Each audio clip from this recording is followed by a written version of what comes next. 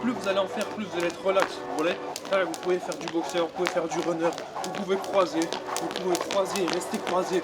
Franchement, il y a une multitude de choses. Hello, hello, j'espère que vous allez bien. Aujourd'hui, tuto sur comment bien commencer la corde à sauter. Donc si vous êtes débutant et que vous en avez jamais fait, cette vidéo est pour vous. Si tu fais de la corde à sauter mais tu sens que tu as des petits défauts, que tu n'es pas encore 100%, cette vidéo elle est faite pour toi. Parce qu'en fait, faire de la corde à sauter, c'est comme construire une maison. Si vous n'avez pas fait des fondations qui sont solides, si vous n'êtes pas sûr de tous les joints, de toutes les portes, en fait, vous n'allez pas pouvoir monter les étages. Et monter les étages d'une maison, ça correspond en corde à sauter à faire des tricks, faire des choses plus intéressantes, franchement, parce que je détaillerai dans une autre vidéo tous les bienfaits de la corde à sauter, mais moi je vous assure, apprenez à faire ça correctement, les bases, et derrière les bienfaits sont illimités. Donc je vais vous détailler les 10 choses sur lesquelles vous devez faire très attention, c'est très important, il n'y en a pas 200, il y en a juste 10, ça peut paraître simple pour certains, mais on va tout détailler ici, comme ça on est sûr de rien oublier. Et à la fin de cette vidéo, je vais tourner un workout de 10 minutes pour vraiment brûler plus de calories possible, c'est vraiment très important.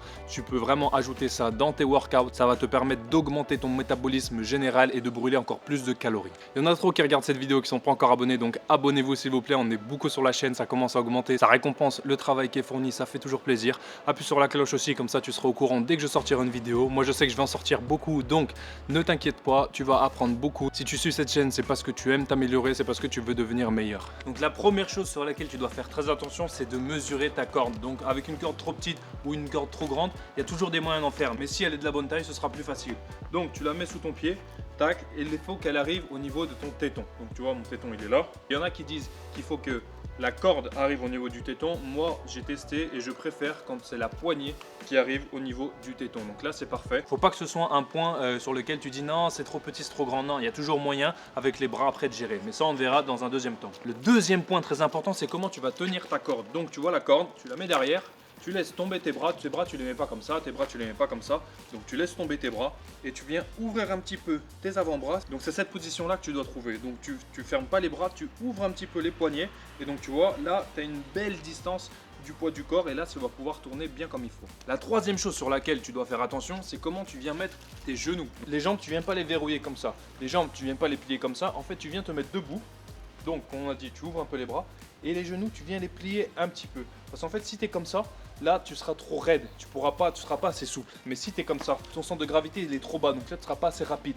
Donc en fait, tu viens te mettre droit et tu plies un peu. Et là, c'est là que tu sens que tu es en appui et que c'est là que tu peux faire des belles choses, tu vois. La quatrième chose sur laquelle il faut faire attention, la corde à sauter, ça ne se fait pas à plein pied comme ça. Non, tu viens te mettre sur la pointe des pieds parce que comme ça, là, tu vas pouvoir être rapide, tu vas pouvoir sauter bien comme il faut sur une jambe, sur deux jambes, c'est comme ça qu'on court. Si les sprinteurs courent sur la pointe des pieds, c'est parce que c'est bien plus rapide de se mettre sur la pointe des pieds, on est bien plus explosif et c'est pareil pour la corde à sauter, ça se fait sur la pointe des pieds. Donc la cinquième chose sur laquelle tu vas faire attention, c'est la position des avant-bras. Donc au niveau de tes coudes, en fait tes coudes c'est un peu les genoux des bras.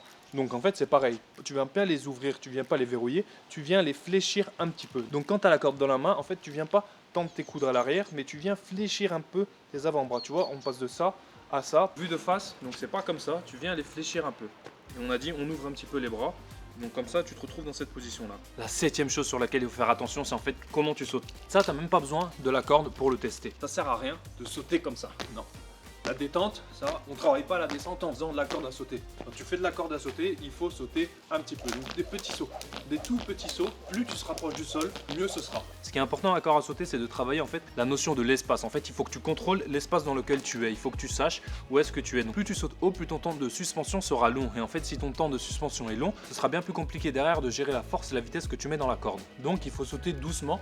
1 ou 2 cm, ça suffit. Tu vois bien, la corde elle est assez fine, donc ça sert à rien de sauter de 50 cm pour la faire passer 1 ou 2 cm, ce sera léger. Donc sans la corde, je t'invite à essayer juste de tester, de sauter des petits sauts comme ça. Donc tu te mets comme ça, de face ou de dos, comme tu veux. Sans la corde, ça sert à rien. Et tu sautes un petit peu. Le huitième point auquel il faut que tu fasses attention, c'est il faut être relax. Donc en règle générale, si tu fais de la corde à sauter et tout tendu comme ça, c'est pas bon. Quand tu fais de la corde à sauter, c'est ça qui va ramener. Mais ça, tu l'auras au fil du temps, forcément. Il faut être relax. Donc tu peux commencer à regarder. Et vraiment, il faut que tu penses à être relâché. Il ne faut pas être contracté comme ça. Ah non, non, non, il faut que je passe. Non. En fait, justement, plus tu seras relâché, plus ce sera simple. Et surtout, plus le mouvement sera joli à voir et plus tu prendras du plaisir à le faire en fait. Mais forcément, ça, il n'y a pas de secret. C'est au fur et à mesure que tu pratiques que tu seras de plus en plus relâché. Le neuvième point que j'ai déjà vu sur beaucoup de gens, c'est ceux qui font des doubles jumps. En fait, il faut corriger ça. Donc le double saut, en fait, c'est ça. C'est des personnes qui font ça et qui sautent 2 fois. Et et qui font ça. Et en fait, vous voyez, ça c'est hyper mauvais. Pourquoi c'est mauvais? Parce qu'en fait, il faut commencer à que votre cerveau assimile que c'est un tour de corde, un saut. Et donc pour corriger ça, ce que vous faites, vous commencez par faire juste un saut. Donc vous faites un saut, vous sautez et vous arrêtez. Tac, et vous commencez. Hop, un saut et on s'arrête. Ensuite, quand vous commencez à maîtriser le un saut, vous faites deux sauts. Donc 1, 2, tac, et vous arrêtez. Pour recommencer, 1, 2. Hop, c'est tout, pas plus. Ensuite, quand vous maîtrisez deux sauts, vous faites trois sauts. 1, 2, 3. Vous faites trois sauts. 1, 2, 3. Tac, et vous arrêtez. Comme ça, petit à petit, votre cerveau va assimiler le fait que c'est un tour de corde, un saut. Le 10e point qu'il faut faire, c'est qu'en fait, on fait tourner la corde avec les poignets. Donc en fait, c'est des petits mouvements de poignets que vous venez faire. Tac. Pour vraiment, vous voyez, en fait, c'est pas tout le bras qui tourne comme ça. C'est mauvais, vous voyez. On fait de petits mouvements de poignet. C'est comme ça, en fait, vous allez venir. Et le 11e point, franchement, s'il devait y en avoir un, c'est de pratiquer tous les jours. 5 minutes, 10 minutes par jour, c'est largement suffisant. C'est comme quand vous apprenez le piano, c'est comme quand vous apprenez à jouer de la guitare. En fait, c'est plus souvent vous le faites, mieux votre corps va s'habituer. Vous allez développer les connexions neuronales qu'il faut pour justement comprendre et vous améliorer dans la fluidité. Donc, pour récapituler rapidement, donc vous prenez votre corde à sauter, vous la mesurez. Ok, tac, jusqu'au téton. C'est parfait. Ensuite, vous la prenez, vous prenez position des bras. Ok, vous les mettez comme ça, bras retendus, vous ouvrez un petit peu, vous fléchissez un petit peu les avant-bras, les genoux, tac, vous venez les plier un petit peu, et ensuite, tac, on fait tourner un seul saut par tour de corde, et vous continuez. Donc franchement, la corde à sauter, ça demande rien, ça demande une corde à sauter et un espace où vous pouvez en faire. Donc ça peut être votre garage, ça peut être dehors, vous allez sur un parking, vous vous garez, vous sortez votre corde à sauter, vous en faites 5 minutes. Plus vous allez en faire, plus vous allez être relax. Vous voyez, là, vous pouvez faire du boxeur, vous pouvez faire du runner, vous pouvez croiser et rester croisé. Franchement, il y a une multitude de choses, mais pour ça, il faut pratiquer. Pratiquez ça 5 à 10 minutes par jour. J'espère que tu as kiffé cette vidéo. Abonne-toi pour plus de tutos. Dis-moi en commentaire quel niveau tu fais, quelle figure tu arrives à faire. C'était Pape. Ciao.